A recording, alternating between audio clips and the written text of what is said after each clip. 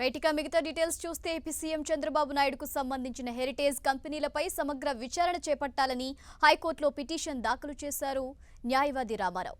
పారదర్శకంగా ఆస్తులు వెల్లడిస్తున్నానని చంద్రబాబు చెబుతున్నప్పటికీ అవకతవకలు అనేకంగా ఉన్నాయని రిజిస్టర్ ఆఫ్ కంపెనీస్ పై ఫిర్యాదులు చేశామన్నారు. చంద్రబాబు కుటుంబీకులకు సంబంధించి కంపెనీలపై శాస్త్రీయంగా ఆడిట్ చేయాలంటున్న అడ్వకేట్ రామారావుతో మా ప్రతినిధి సునీల్ ఫేస్ టు ఫేస్.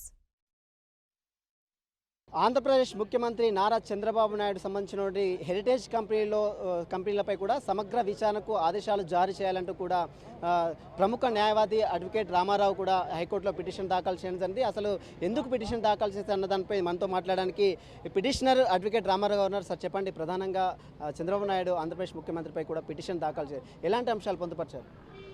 ప్రధానంగా దీనిలో ఆయన ఆర్థిక లావాదేవీలు ఏవైతే ఉన్నాయో ఒక 14 కంపెనీల మీద మేము కంప్లైంట్ చేయడం జరిగింది. అయితే ఈ కంప్లైంట్ మేము రిజిస్ట్రార్ ఆఫ్ కంపెనీస్ ఆయన ఏదైతే పారదర్శకంగా నిన్న ఆస్తులు అన్నీ ప్రజలకు వెల్లడిస్తున్నా అని చెప్పి చెప్తున్నాడో ఆ ఆస్తుల సంఖ్య గణనీయంగా పెరుగుతుంది. సంవత్సరం కోసం ఒక గణనీయంగా పెరుగుతుంది. ఆ విస్తృతంగా పెరిగే అవకాశమే లేదు. దానిలో ఎన్నో అవకతవకలు జరిగినాయని చెప్పి గత నెల 20వ తారీఖు రోజున మేము ఆర్ఓసి రిజిస్ట్రార్ ఆఫ్ కంపెనీస్కు ఒక ఫిర్యాదు చేయడం జరిగింది.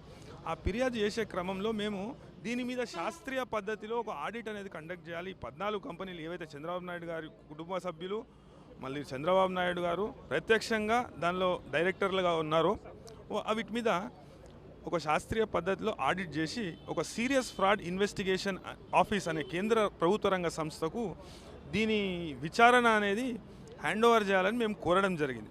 అయితే ఈ 14 కంపెనీల్లో 5 మాత్రమే వాళ్ళు మేము చర్యలు తీసుకున్నాము అని మాకు తెలపడం జరిగింది.